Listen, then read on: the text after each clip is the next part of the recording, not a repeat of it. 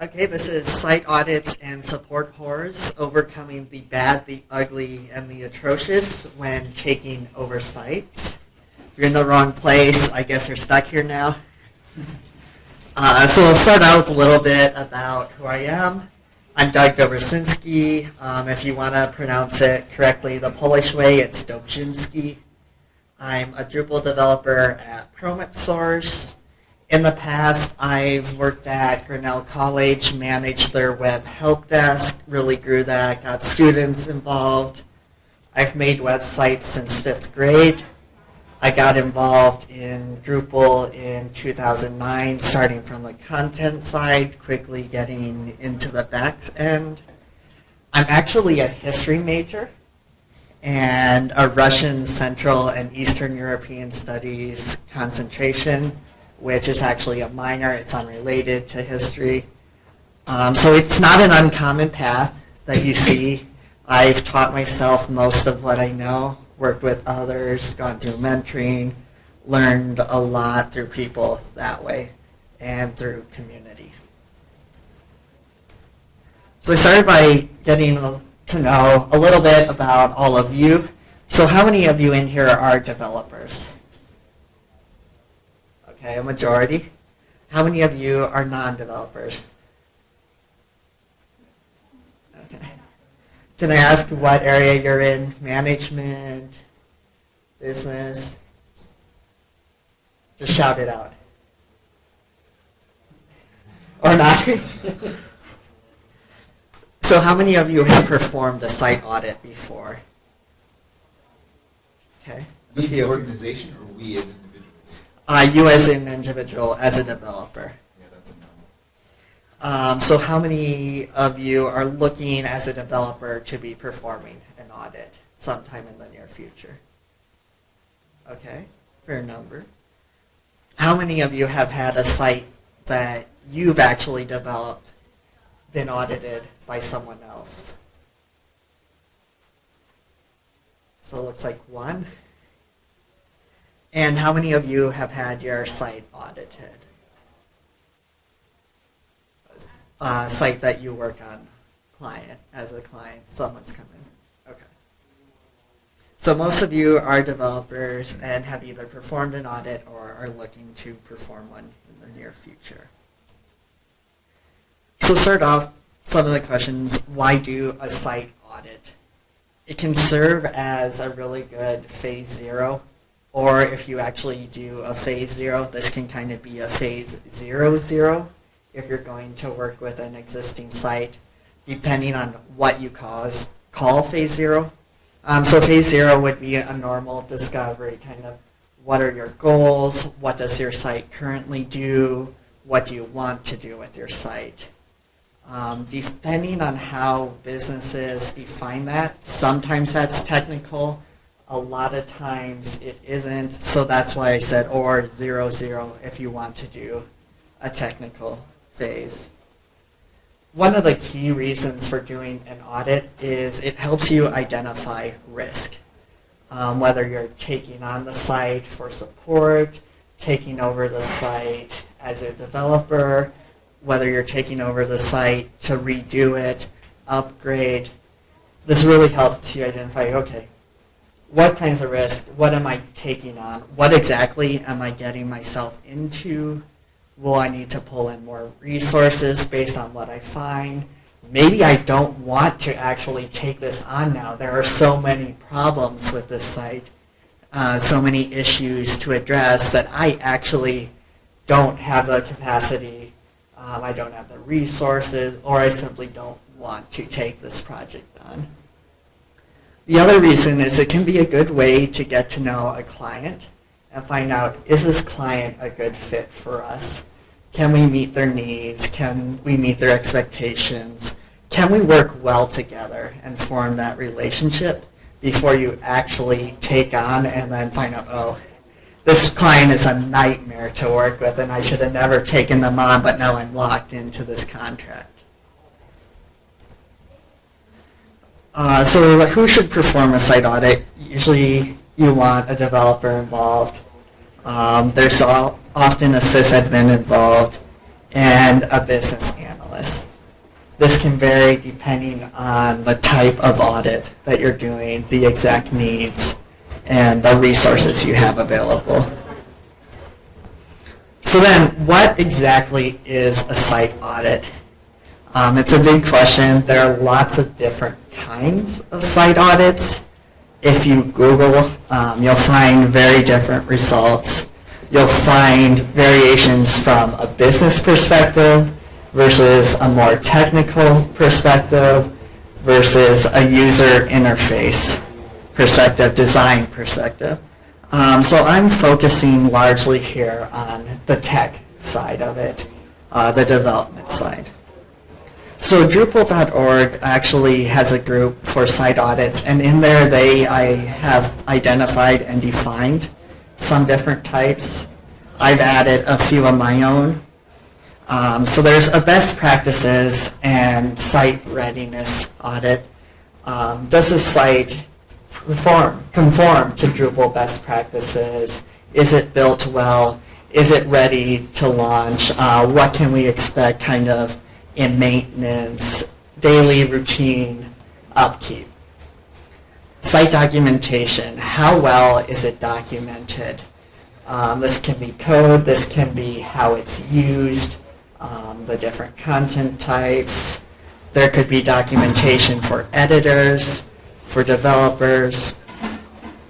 So, the written part, the business side of it, more so. You can look at it for site updates and migrations. Here you're really looking at it with an eye, okay, maybe it's a D6 site or coming up a D7 site, and they want to move, to D7 or to D8, the next major version. What kinds of things are we seeing here? Will this site go over well? What's their data like? And can really help you identify those paths. There's content SEO. This can involve some tech, some business side. Is their content good? Is it rich? Is it easy to read and understand? Does it conform good for search engine optimization? You can do a performance. That's fairly obvious. How well does a site perform? What kind of resources does it take? What's a page speed? Things like that. Security, also fairly obvious, the type of audit. You can look at accessibility, making the site usable for everyone of all different capabilities, addressing if someone has a disability, can they use the site? Is their experience the same as well for everyone? The same experience for everyone. You can also go in, look at the server, dig into that. Obviously that one will generally be a system administrator. And you can also look specifically at themes. Again, these vary a lot by who you talk to. Some of them are called by different names for different people. Some of them will define, a best practices and site readiness differently than others. So this is very subjective. This is just to give you an idea. You'll want to think about what you want to do, the resources you can dedicate to it. Some are going to take more time. If you're doing a performance, a lot of times that you can have a simple battery of tests that you fire off that's not very resource intensive. If you're looking more at best practices or upgrading the migration, it's going to take more time, more resources to really dig in, especially if it's a larger site. So at Promet, we do kind of a combination, those ones highlighted in orange, and we'll go into that. We look at largely best practices, site readiness. If we know they are going to be upgrading, we will look at that and migrations. We do a little bit with content and SEO, but we don't delve too deeply into that. Same with accessibility. We don't delve too deeply into that. We're not, SEO experts. We don't focus on that or accessibility. and we look at the server. We have our system administrator go in and do that. So I won't delve too deeply into the server aspect. So we break our review into 3 sections. This is how we do it. You can do it many different ways. So we look at the configuration and utilization.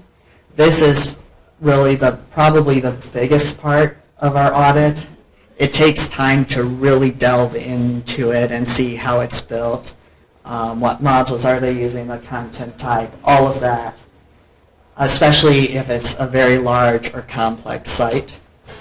We look at the code then, are there any custom modules, and we have our system administrator go into the server. So the way we start is Acquaintance. We have developed actually a questionnaire, and we talk to the client about what's important to them. You ask them, what's the goal for your site? Why do you have this site? Who are you targeting? What do you want from your site? We ask them what the pain points are for their site. It might be, well, it's really hard for users to navigate. It's really hard for me to actually find this piece of content.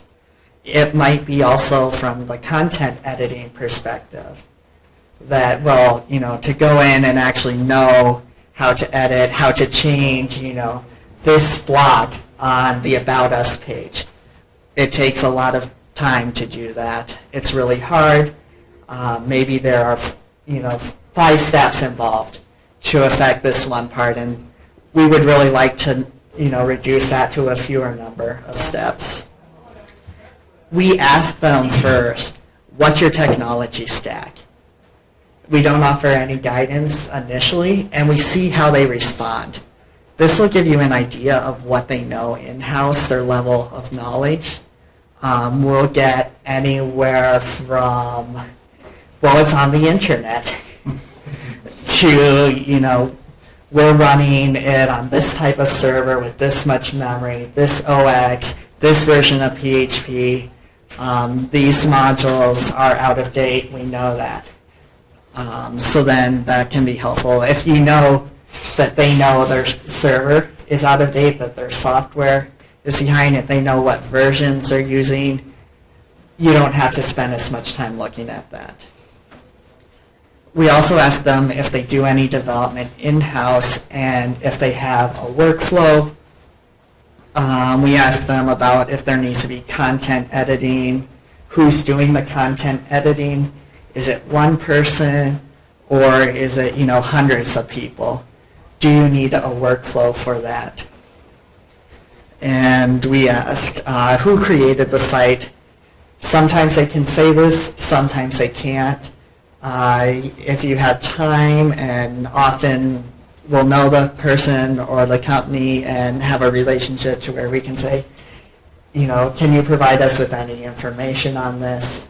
Sometimes it's often a single or a couple developers who are getting out of it, simply want to hand off the site. So they're saying, hey, can you take this on for us with this client? And so they're much more willing to work with us and provide information. And that can be really helpful. It can save you time. If they can say, well, here are some of the key points to look at. Here are some of the issues you'll run into. Here are some of the compromises we made and why. And obviously we'll ask them for access to the site. Some of the things to look for is if they're not willing to provide this information, that's going to be a problem. They may only provide part of your code or say we can't tell you anything about our setup and configuration. That's going to make it hard to work with them, or more complicated. You may have to go through an approval process, vetting, provide information, and knowing that ahead of time that, oh, well, you actually, have to go through a background check and these steps to get access to our site.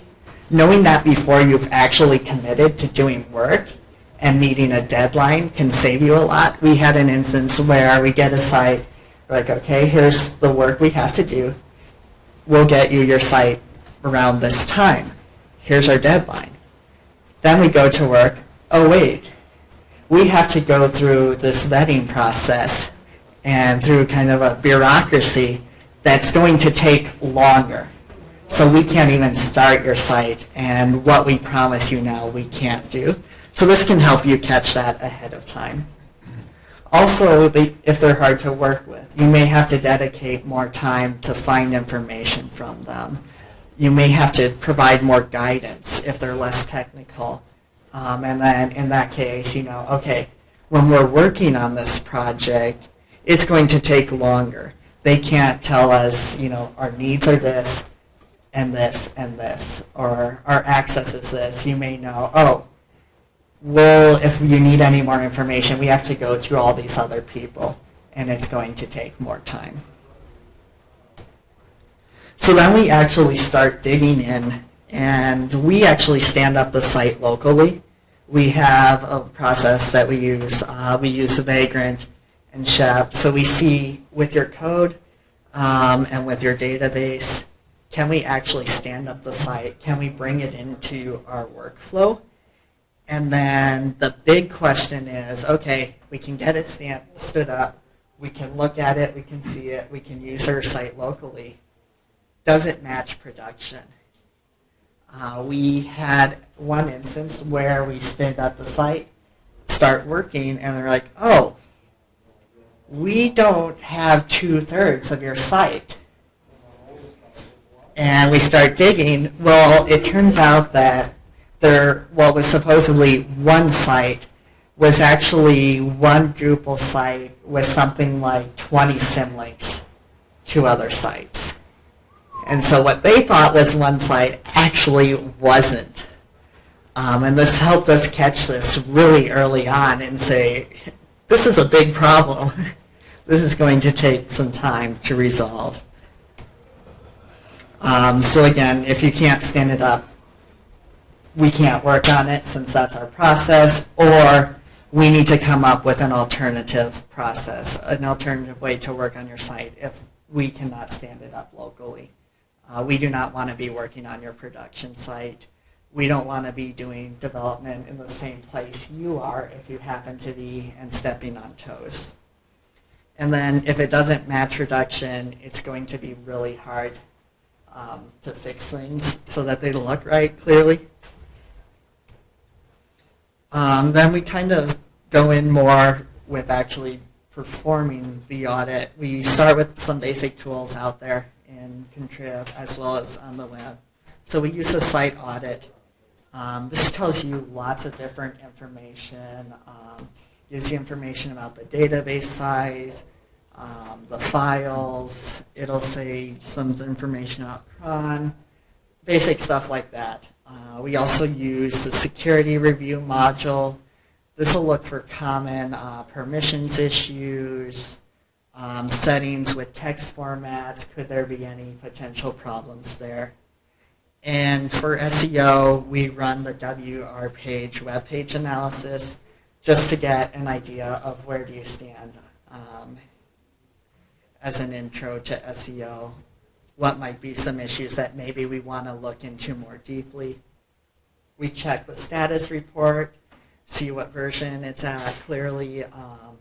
Are there any issues? A common one that we'll see is they'll actually have a module installed and enabled, but not the actual library.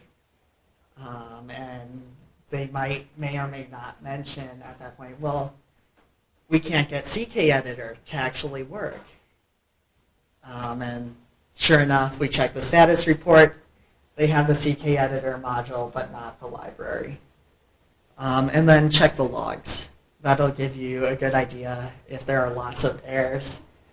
It'll help you get an idea of where to continue looking. So the reports are really nice because they highlight problem areas and potential problem areas in red. Another red flag is if cron hasn't run recently and if you're getting a high number of errors. So then we get into Drupal config and all the Drupalness, the modules, the content types, the views, taxonomy, blocks, all those elements that go into building a Drupal site, more site building. There's a lot in here, so obviously we can't delve into each one of these in depth. I'll start by just pointing through a few things, and then I'll have some time, hopefully at the end, where if there are more questions and discussion, we can go a little more deeply. Modules, look at what modules they're using. Know that you can have different modules to accomplish the same functionality. There are different WYSIWYG editors. There are different ways to do layout.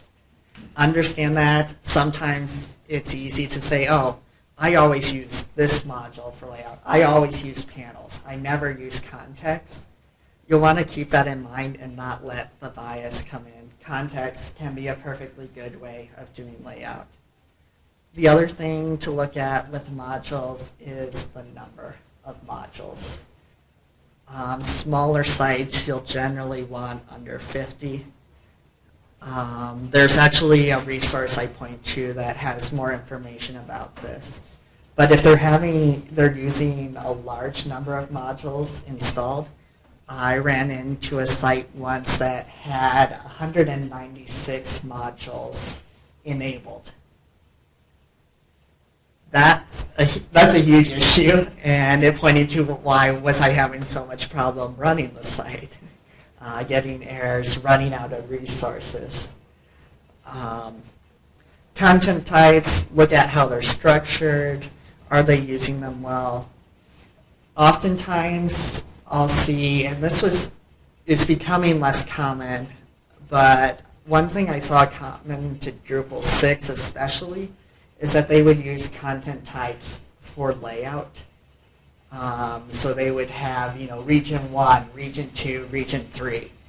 And there's actually one that the fields were literally named region 1, region 2, region 3, and section intro text. The section intro text actually ended up being the same text for every single page in that section. So what they had to do is they had this content, the same text, in over 20 places. But using that field allowed them to get that text in exactly where they wanted. There are better ways to do this. Views, you'll want to look at the number of views as well as how the views are structured. Are similar views grouped together into one view with different displays? Are they using arguments or contextual filters effectively? I ran into one site once that had a news view that made sense to show news for that group, that particular office. But instead of doing a contextual filter, they actually were creating a new display for every single office or every single section of the site. So if you have a new section, someone's going to have to manually go in and create a new view. That's not going to be the most effective. Look at their taxonomy. How are they structuring content? How are they using taxonomy to organize their data? Sometimes you'll see overlaps between content types. There was one that had a taxonomy vocabulary called groups and one called services. And they were similar. There was a lot of overlap, but they weren't clear what each of them was doing. And furthermore, each one of them had something like 200 terms in it. And so when the content editors were going through, they had to browse through this hierarchical taxonomy that they didn't know exactly what it was doing. Look at text formats. Do they fit the needs? Are the text formats secure? Are they allowing PHP? That can be a huge risk. What types of HTML are they allowing? Do they use a filtered HTML for limited? And is that limited to the correct permissions? So editors might not know HTML or might not know it well. And sometimes if you give them access to that, they can create some things that are really creative, and you'd be surprised, but it can end up looking terrible.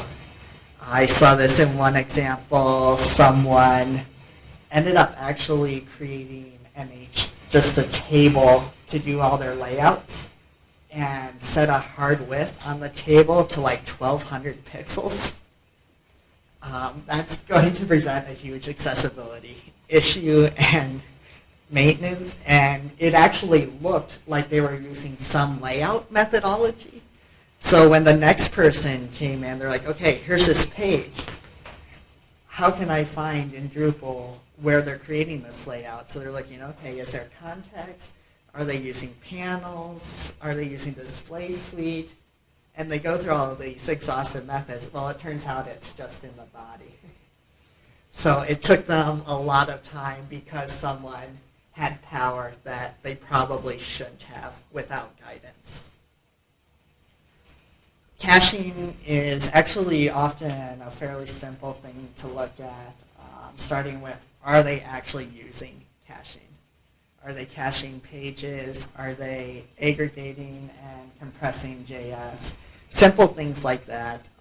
The other one that's often forgotten is views caching. Can you enable views caching? Look at the menus. How are those built?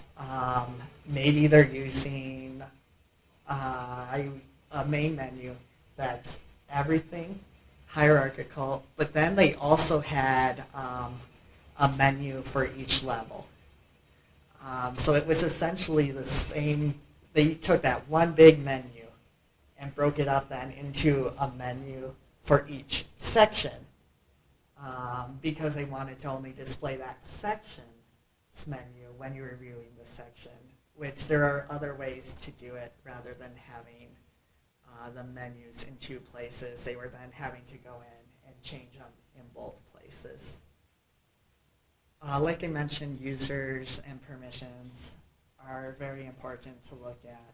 Look at the roles. What roles do they have defined? Do they make sense? Are they differentiated enough, or are they having to manage 15 different roles with only one minor change between them that maybe could be combined so it's easier for them to manage? So I've touched on these, but just to make explicit, if they have a large number of modules, that's something that's going to be a red flag. If they're using content types and fields for layout, yeah. Sorry, if they have a large number of modules, what if a large number of them are disabled? Is that a problem? If they're disabled and not being used, that's actually better than if they were all enabled because they're not using them. So then you can actually, if they're contrib modules, just remove them. It's not as big of an issue as if they have, say, 196 enabled modules. Another thing is lots of views. Are the views duplicating functionality with only minor variation, which makes it much harder to manage the site? Is there PHP in views? This can be a big security risk, especially if you get someone newer in there entering PHP. Lack of organization can point to the site not being thought out. I've touched on this, and this pulls in some of the others, very similar content types, where maybe they're using a content type to differentiate categorization, when instead they should be using a taxonomy field. Duplication, again, I've mentioned, insecure permissions. Another one that's often overlooked and harder to find is everyone using user 1? We had a site that we took on and we changed the username and password to user 1. And within 30 minutes, we had gotten 10 angry emails. Because they were all using user 1 to do everything. And it turned out when we asked them why they were using user one, they said, well, we said you have 10 other defined roles. So why is everyone using the admin super user? And they're like, well, actually those roles don't make sense and don't work. Well, it turns out they had never actually defined the roles and configured that. And not surprisingly, we found other instances where they hadn't actually thought through things and just created a bunch of functionality, created a bunch of views, created a bunch of content types, which without actually thinking. And it took us a lot more time then to go in and clean up. So your question actually, I touched on this a little bit, overcoming. You can remove unused modules. If they're disabled and uninstalled, they're not being used, those you can go ahead and remove. If there are views that exist that aren't being used, you can delete those. Content types, you can then start cleaning up the groupings.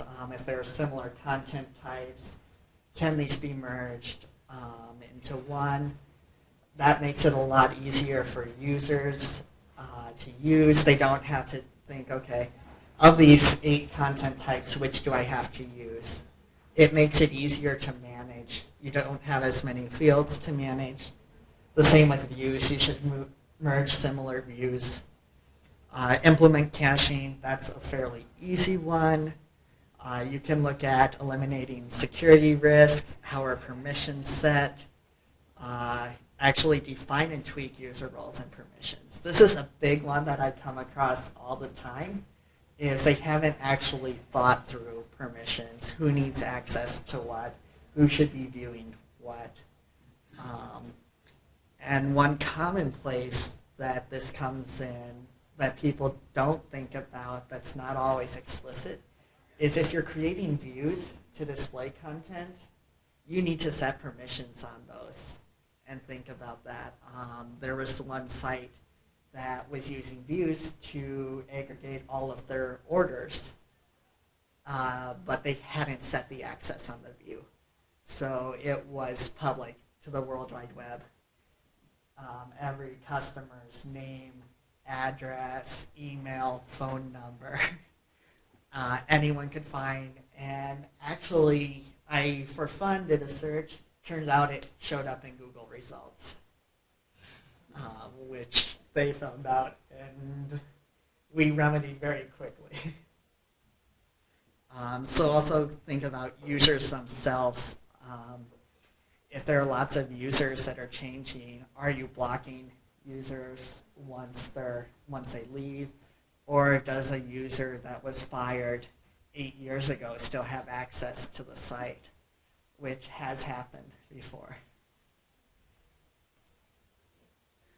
So code I won't go into as deeply. There are books and books written on code and what to look for. So some of the ways to start is looking at using the coder module. This will just give you some basics. Directory structure, are things structured according to Drupal? Look for non-Drupal files, especially in root. This is common. You'll often or sometimes run into scripts that have nothing to do with Drupal. And then if those scripts permissions are set to execute publicly, this will often happen with migrations. If they have a custom migrate script, I had one instance, the script actually wiped out all of their data and set up some framework for them. And the permissions were set so that anyone could execute the script. So if they had come across that script, they could have wiped out the site. We look at the themes. How are those structured? What themes do they have? Have they downloaded a ton of themes just to try and then still have those in place? We use the hacked module to look at have they actually modified core and contrib modules, which is a fairly big no-no. We look at their custom modules, and then we look at the state of all their software versions, their version of modules. Do they need to perform updates? So if they have hack core and contrib, that's going to be a problem. We've run into that where a module was upgraded and all of a sudden half their site's functionality didn't work. Turns out if they had run hacked, they would have caught this ahead of time. You'll want to look for code that circumvents Drupal. I've seen instances where to store content, instead of actually using Drupal, they were creating separate database tables and then doing direct DB queries, which kind of defeats the purpose of using Drupal. If there's content in code, that can be a huge problem. I had one site where they had e-leads, emails. So based on the dealership, it would go to a different person. The person changed. They said, hey, there's actually this field to set the email for each dealership, but it doesn't seem to have any effect. Well, it turned out it was actually in code. So we changed the email in code, committed it, and went on our way. We get an email a couple days later like, well, we're getting the emails for some of the time, but not all the time. So there are some that are still going to the previous email. So we did some more digging, and turns out the emails for something like 6 different dealerships were stored in 3 different places in code. That makes it really hard to maintain. It makes it really frustrating for the user, especially if there is a field on the content type that we could have used instead. Look for lack of documentation.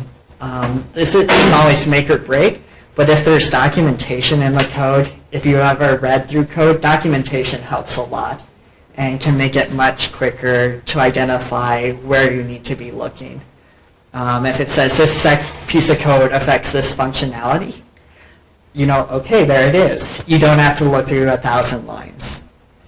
And if there's over 3 months worth of updates, that's often a problem. If you run into a site with over 6 months of updates, especially if there's lots of custom functionality, expect to spend a lot more time doing those updates.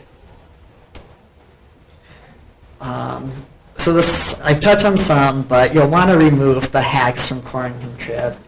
And do it early. Don't wait until they're at the point where, hey, our CEO is yelling at us to do this.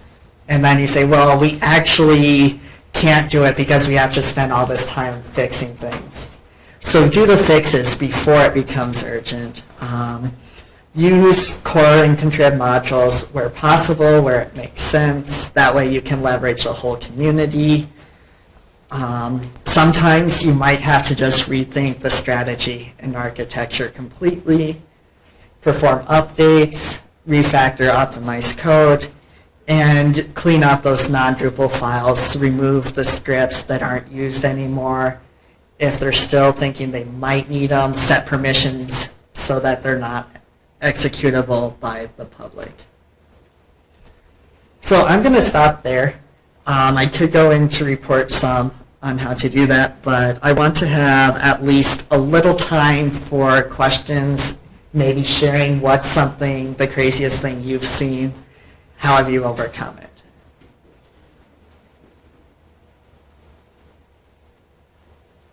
Any questions, stories?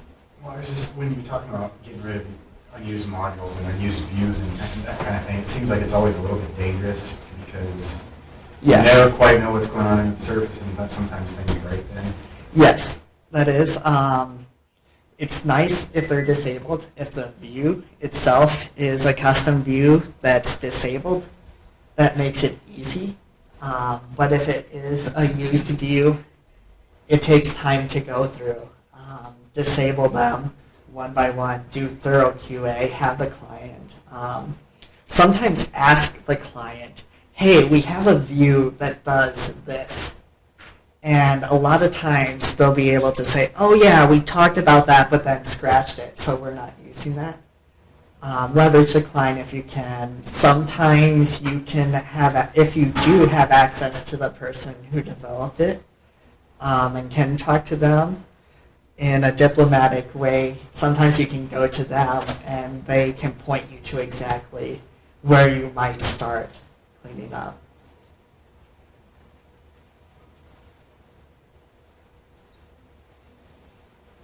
Any other questions, thoughts, stories?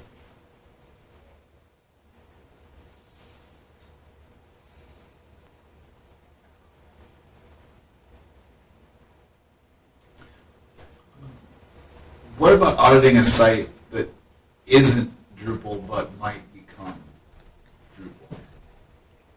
You know, I actually, we've never run into that case, actually. Obviously there it's going to be just custom code Yeah. looking at. Well, it is a different CMS, but it's not even a PHP CMS. So. Okay. So there are you looking to migrate data? Yes. A content audit at some level to see how much we migrate, but surely there would be, thousands of pages. There would be some migration no matter what. Yeah. As So well that, as roles and permissions and things like that. So, yes. documents. So there it would Documents. be more of the content side for focusing on that, looking at functionality in a more generic Yeah. sense. Yeah. Okay.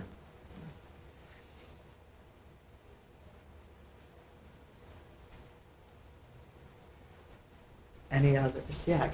Oh, I'm sitting in on the sales side, and a lot of times when I meet with a new prospect client, it's you usually learn a lot on tasks that you're doing a little bit wired. So they want to switch one Drupal from one developer to another. Yeah. Why are you looking to switch and get a little backstory? And a lot of times you can learn a little bit more about the client, and then you get your developer involved. And if you can, it's really nice to talk to the other company, and as long as that's okay. You get an idea of the person's of sound judgment and sound mind, because sometimes they may have pushed it on the. I've learned the hard way that sometimes they push on the other guy, and they didn't do the best job on something, but there's a reason on the client and on the YouTube. So. Yeah, definitely. That can help if you have access to that.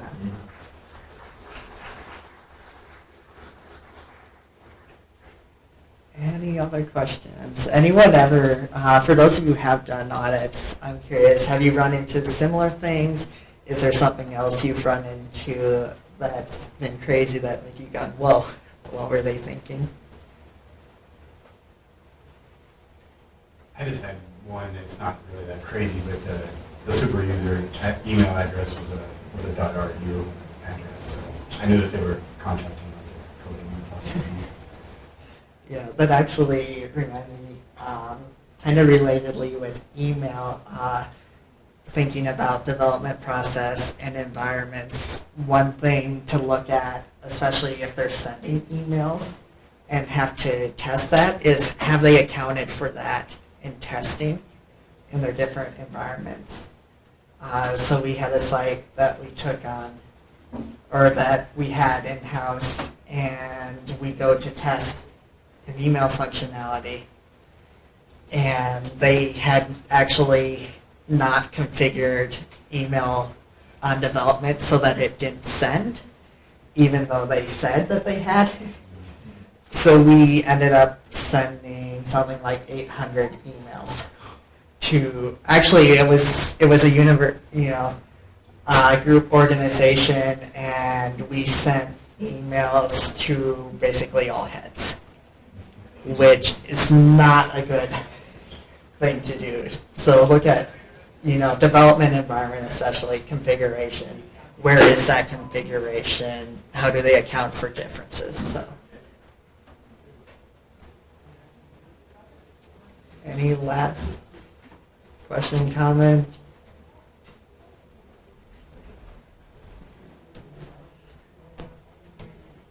So I have the slides available online if you'd like. If you'd like to reach me, I'll stick around a bit. I'll be around camp all weekend. You can feel free to talk to me. If you want to get in touch with me, it's Doug@prometsource.com. I actually should get that on the slides here. So, thank you. I wish you the best of luck.